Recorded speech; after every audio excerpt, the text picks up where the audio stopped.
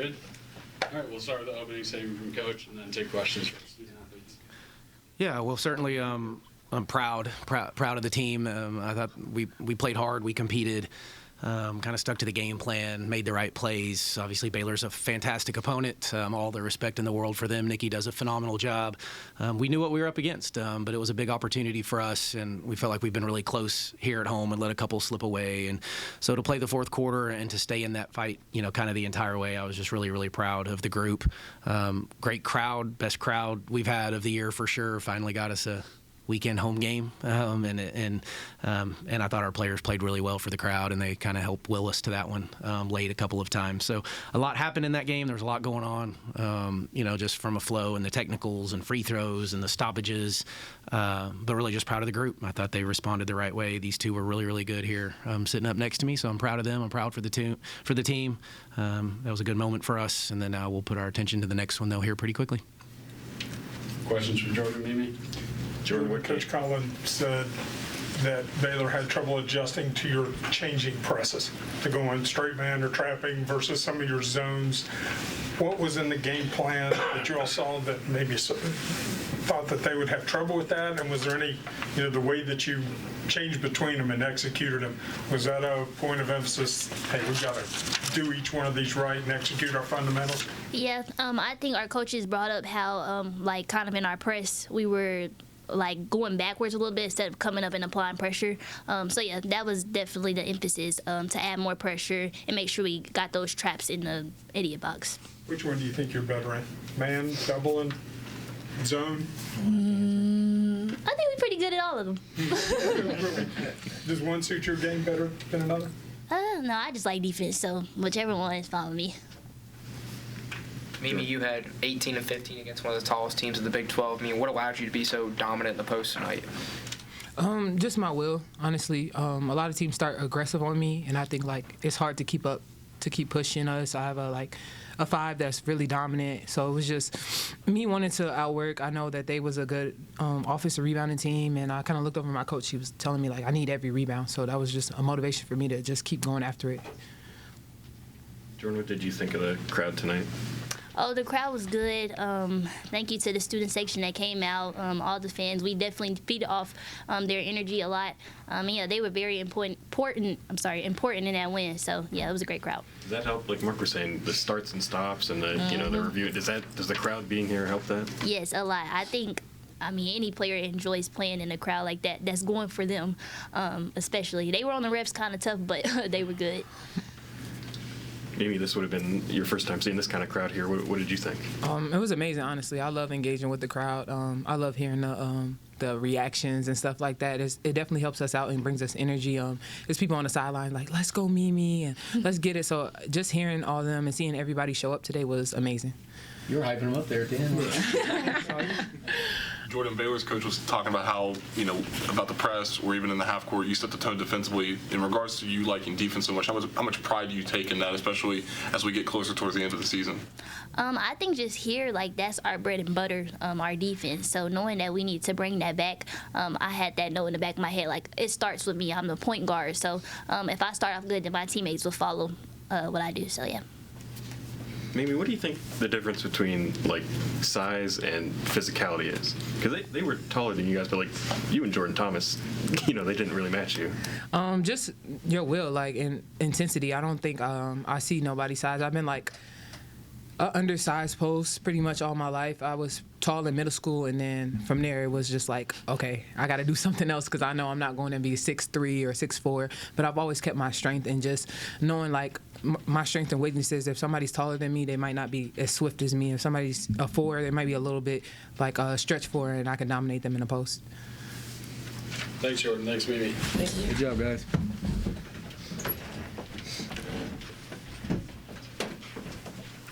Questions for Coach?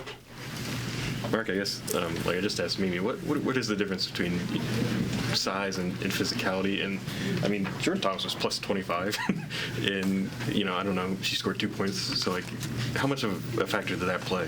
Yeah, that's every game for it. We've been that way since we've been here. We've either been undersized or not maybe as tall or strong in certain positions with certain players. It's something that we wanted to focus on a little bit this year, was to get a little more, presence in the paint. It wasn't about size, though. This was way more about production, and so it wasn't looking at Mimi as a 6'1.5", 4 player. It was the girls produced a ton in college basketball. Like, she's a hooper. She knows how to play the game. And for me, I would much rather go that way than just go find, kids that have look good on a roster because they're 6'3" or 6'4", but not quite as talented. So it's never about that. We can play hard. We can compete. We can be physical. We do it a little bit differently from the physical, but certain parts, whether either ball pressuring isn't necessarily physical, but it can be. It's disruptive. That's something really important to us. And then obviously, having the ability to score in the paint, which Mimi did a fantastic job. Carter didn't quite get going. JT, didn't shoot it great, but plus 25, in which he played 18 minutes. Like, that's really, really good. So, dodged a little foul trouble, but stayed with the course, needed everybody in this one. Coach, the way Jordan and Gia were able to attack Kite and Beak, whether she's coming off screens and getting in the pass lanes or just pressuring her one-on-one, was that something you guys saw that, hey, maybe this is an advantage for us? Because it just seemed like that really kind of stood out. Yeah, I don't know that it was so much Baylor-driven. It was when we're at Utah, we didn't do a very good job of that, and that's when we're at our best, I think we are disruptive. Taking with the ball handlers, and so it was something that Van Geitenbeek hadn't played against us before. You'd been going against some veterans at Baylor for a while, so we thought if we could kind of get some teeth to it, and change those presses a little bit and give them different looks. And then they were giving us different looks in their press break, so then that forces us to kind of have to make some changes to our press as well. So it really was just a back and forth on, them trying to break it one way, us trying to figure out what press we wanted to run against it. But the constant was the ball pressure. And I thought, Gia was really good. Jordan obviously is a finalist for the Defensive Player of the Year, so she's been really, really good, but they set the tone.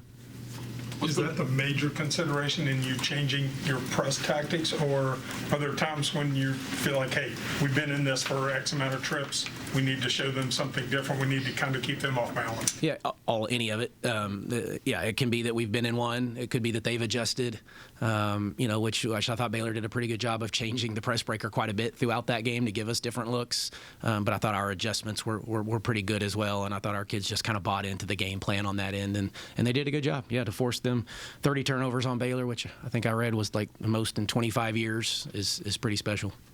Mark, 23 offensive rebounds. Why this game? And when you get that, you should win, I guess. Well, because we missed about 46 of them, I guess. So you would hope you would go get some of them. That's why. We weren't great offensively. I thought we needed to slow down. At the rim, they do speed you up. They have length. We knew that could bother us a little bit. I thought as the game would go, we would start to calm down a little bit at the rim. We started out ahead in the foul count, and then it kind of flipped pretty quickly after that. But we made free throws when we got there. And it was just stay on. If we're going to miss, we better find ways to get other opportunities. So, we took 70 shots to their 47. Some of that obviously was turnover-based and then offensive rebounds, but we won the possession battle. And then finally made some shots in the fourth quarter to shoot, 58% we shot in the fourth quarter, so we finally got a little offense going late.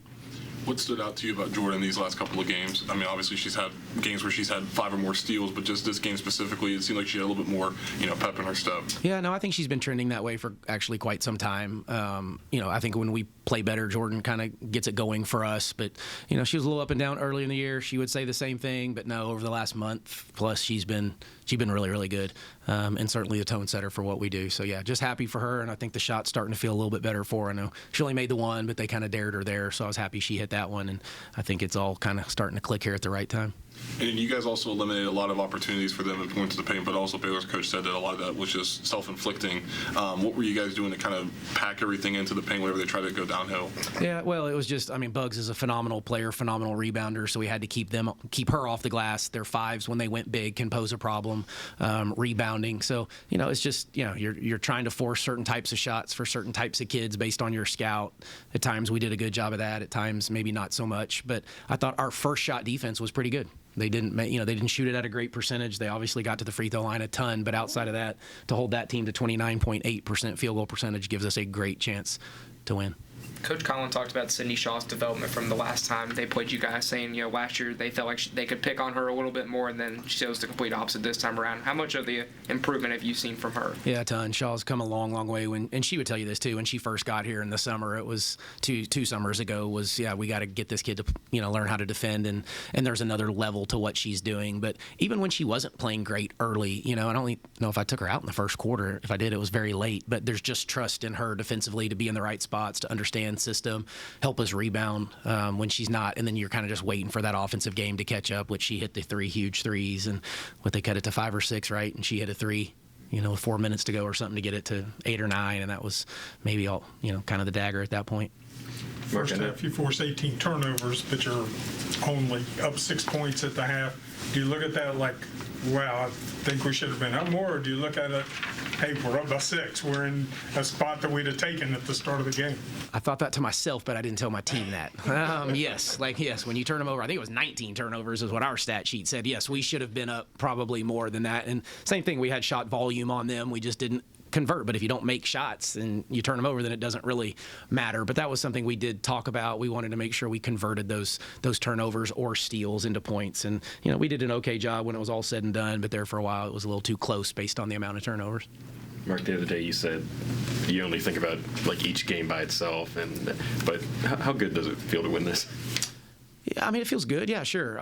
Just because, we needed it, first off. It's obviously Baylor. We know, the tradition of excellence in that program. They were sitting ahead of us by 2 games in the league standing. So, yes, it was on national TV. We only get so many of those opportunities. So you want to play well, but you want to play well and get better. That's the whole goal, is to be process-driven, not so much outcome. But, yes, this outcome feels good for today. But we got to go get ready for Colorado now tomorrow, so it's not like we're not going to – won't be a lot of celebrating. Though we had the celebration in the locker room and the high fives, and we practice at 12:45 tomorrow, so we'll be right back at it trying to figure out how to win the next one. But, yeah, I was happy for our players, if I'm being honest. They had a little experience in the locker room, that they should have, and they got to be excited for each other. And sometimes we give out little awards after the game, and we just said, forget it, all you can all have them tonight. Like, you all deserve it, and we're working hard. And February is where you get rolling. Like, we need to get rolling so you're playing your best in March, and this was our first opportunity in this month, and so we need to keep some of this momentum rolling.